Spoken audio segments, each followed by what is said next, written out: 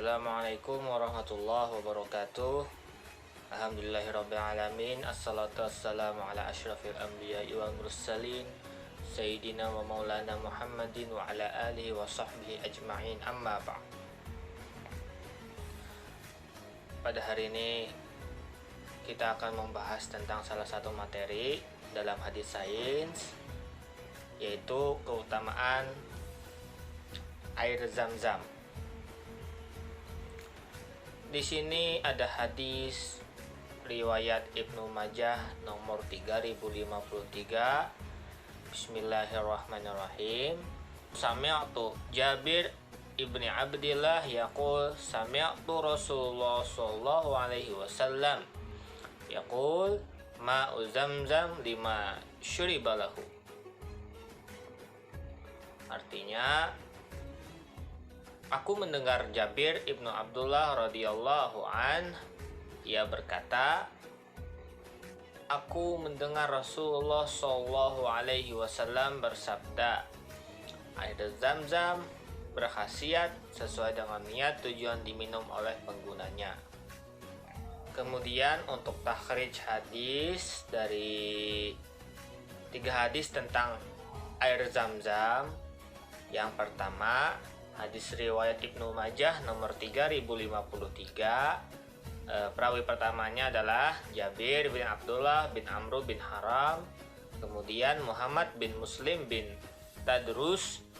Yang ketiga Abdullah bin Al-Mu'ammal. Kemudian perawi yang keempat adalah Al-Walid bin Muslim. Yang kelima adalah Hisham bin Ammar bin Nusair bin Maisarah bin Aban. Hadis kedua riwayat Ibnu Majah nomor 3052.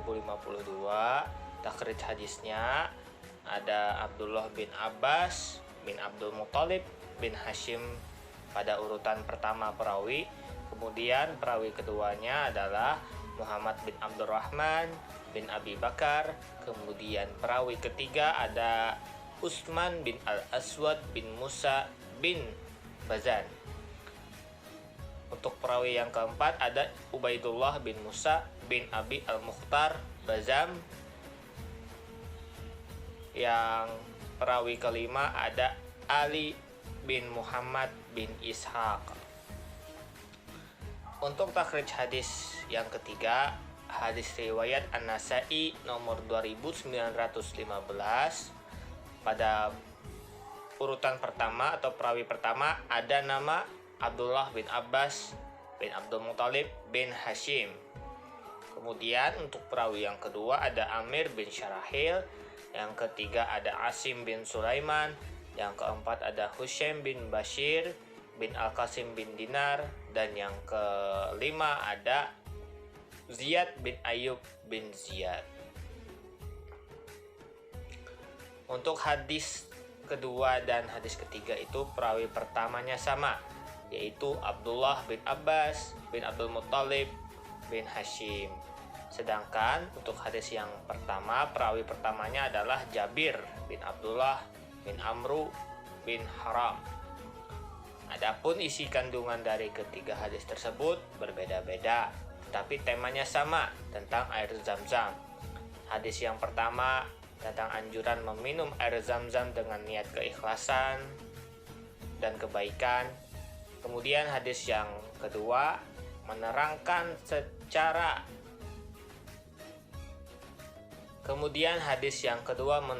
tentang tata cara dan adab-adab yang perlu diperhatikan oleh seseorang ketika meminum air Zam-Zam, serta keutamaan meminum air Zam-Zam dengan puas. Dan hadis yang ketiga tentang sunnahnya meminum air Zam-Zam dalam keadaan berdiri. Adapun untuk biografi perawi bisa dilihat di makalahnya masing-masing. Untuk status hadis yang riwayat Ibnu Majah nomor 3053, para ulama telah memberikan berbagai pendapatnya tentang hadis tersebut. Di antaranya, yang pertama, hadis tersebut dikategorikan sebagai hadis sahih oleh Nasiruddin Al-Albani. Kemudian pendapat yang kedua, menurut Abu Al-Hasan bin Abdul Hadi Al-Sindi, hadis tersebut berstatus sahih. Ia mengemukakan pendapatnya dalam antologi syarah terhadap kitab Sunan Ibnu Majah sebagaimana yang sudah terdapat dalam makalah. Kemudian ada pendapat yang ketiga. Hadis tersebut berstatus hasan li ghairih karena ada salah satu periwayat hadis itu yang dhaif, yaitu Abdullah ibnu al-Mu'awwal, yang menurut Abdullah bin Ahmad bin Hanbal dari Ahmad bin Hanbal bahwa hadis-hadis yang ia riwayatkan itu adalah hadis mungkar. Lalu menurut Yahya ibnu Mu'in, An-Nasai, Abu Hatim, dan Abu Zur'ah, Ibnu al-Mu'awwal adalah orang yang dhaif. Walaupun hadis dari jalur Abdullah ibnu al-Mu'awwal dinilai dhaif, tetapi ada sanad lain yang menguatkan. Untuk hadis riwayat Ibnu Majah nomor 3052 dan hadis riwayat An-Nasai, setelah melakukan penelusuran biografi para perawi hadis lewat aplikasi Lidwa Pustaka Kutubut Tis'ah, menurut pemateri, status hadis tersebut adalah hadis sahih karena terdapat banyak perawi yang kedudukannya istiqah dan adil, serta jarak usia antar perawi tidak terlalu jauh. Demikian yang dapat saya sampaikan. Selanjutnya akan dijelaskan oleh saudara Sahrul Fazri. Terima kasih. Bismillahirrahmanirrahim. Assalamualaikum warahmatullahi wabarakatuh. Baiklah, di sini saya akan melanjutkan pembahasan dari saudara Adi, yaitu tentang makna mufradat. Hadis riwayat Ibnu Majah nomor 3053. Air Zam-Zam berkhasiat sesuai dengan niat tujuan diminum oleh penggunanya. Kemudian hadis riwayat Ibnu Majah nomor 3052, apabila kamu meminumnya maka menghadaplah ke kiblat, bacalah bismillah, bernapas sebanyak 3 kali dan berpuas-puaslah sampai seperti mau keluar. Dan apabila kamu telah selesai, pujilah Allah Azza wa Jalla. Sesungguhnya tanda perbedaan di antara kita dan orang-orang munafik, mereka tidak berpuas-puas meminum air Zam-Zam. Kemudian hadis riwayat An-Nasai nomor 2915, Rasulullah SAW pernah meminum sebagian dari air Zam-Zam dalam keadaan berdiri. Kemudian poin selanjutnya itu tentang paham hadis. Hadis riwayat Ibnu Majah nomor 3053, dalam sabda Nabi di atas terdapat anjuran agar orang yang hendak meminum betul-betul menghadirkan hatinya dengan niat yang ikhlas, yang mencakup kebaikan-kebaikan dunia dan atau akhirat, karena waktu seseorang meminum air Zam-Zam masuk dalam waktu yang mustajab. Dengan demikian Allah akan mengabulkan apa yang diniatkan oleh orang yang meminumnya.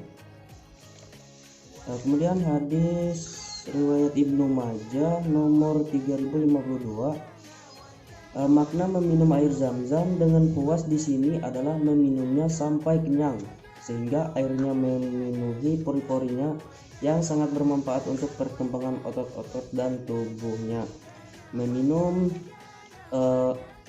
air Zam-Zam sampai puas dapat membebaskan diri dari sifat munafik, karena hal itu sebagai bukti keimanan dan kemantapan hati peminumnya atas apa yang telah disyariatkan, yakni memperbanyak meminumnya dan percaya kepada fadilah air tersebut. Kemudian hadis riwayat An-Nasai nomor 2915, para ulama berbeda pendapat dalam hal meminum air Zam-Zam dengan berdiri atau duduk. Menurut para ahli fikih mazhab Hanafi berpendapat bahwa sunnah hukumnya meminum air Zam-Zam dengan berdiri. Mereka menggunakan dalil yang diriwayatkan di dalam Sahih Bukhari dan Sahih Muslim. Ibnu Abbas radhiyallahu berkata, Aku memberikan air zam-zam kepada Rasulullah SAW, kemudian beliau meminumnya dengan berdiri. Sementara itu, ulama Maliki dan Hambali menetapkan bahwa meminum air zam-zam dengan berdiri hukumnya diperbolehkan.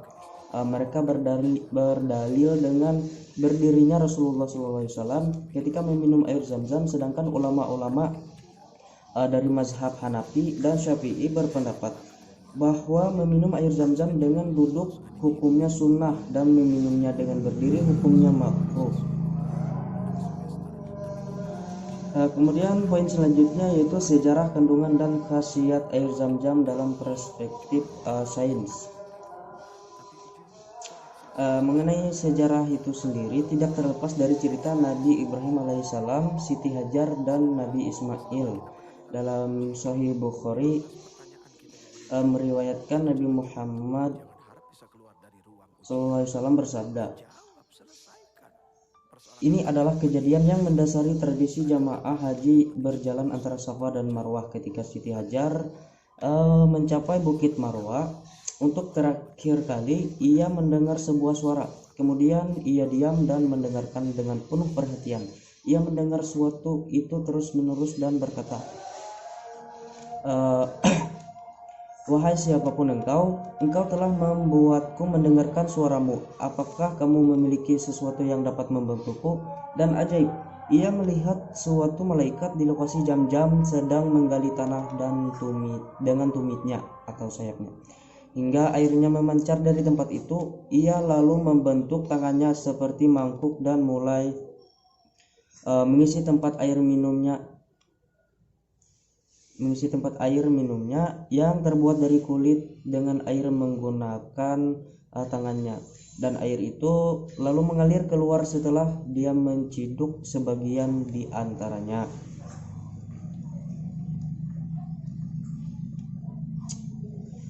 Kemudian mengenai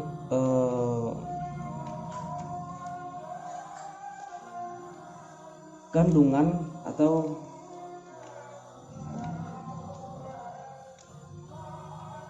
khasiat di dalam air zam-zam. Air zam-zam terkandung di dalam air zam-zam diantaranya ada kandungan sodium, kalsium, potasium, dan magnesium. Bukti keajaiban air zam-zam diantaranya ada pengalaman orang-orang yang sembuh dari penyakit yang menggerogoti tubuhnya sejak lama berkat meminum air zam-zam. Dan banyak ilmuwan dunia yang melakukan penelitian terhadap air zam-zam, dan mereka mengakui bahwa air zam-zam mengandung banyak manfaat yang berguna bagi tubuh manusia.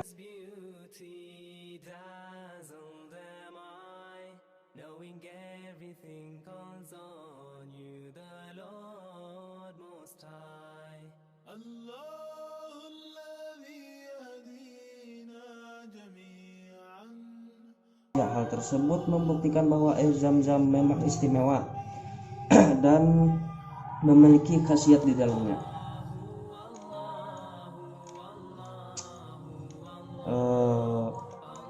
Kemudian poin berikutnya yaitu komentar beberapa ulama dan ilmuwan terkait air zam-zam.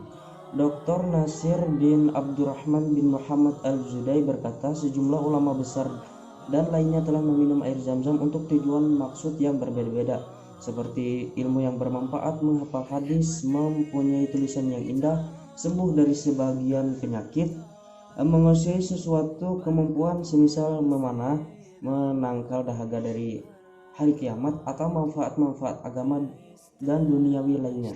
Kemudian tercapai apa yang mereka niatkan dan mereka maksudkan. Sebagaimana yang dinukil dari sebagian mereka, kita berharap tercapainya tujuan di akhirat, seperti orang yang meminumnya sebagai penangkal dahaga pada hari kiamat.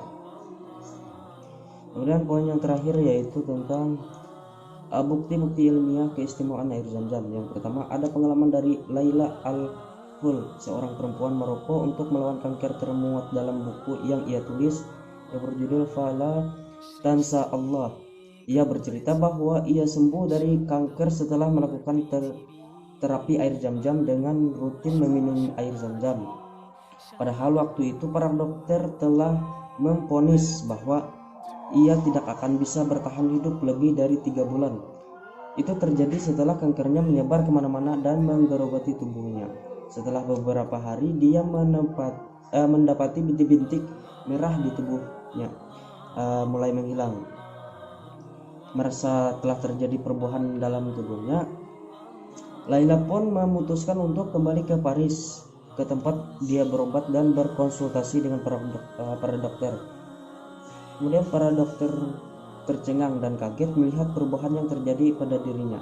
Dan setelah para dokter tersebut memeriksa ulang penyakitnya hingga beberapa kali, mereka pun mengatakan tidak ada lagi kanker di dadanya. Dia pun kembali ke Maroko untuk mengisahkan kisah ini kepada rekan-rekannya. Mungkin itu saja yang dapat saya sampaikan, kurang dan lebihnya mohon maaf. Wabillahi taufiq wal hidayah. Wassalamualaikum warahmatullahi wabarakatuh.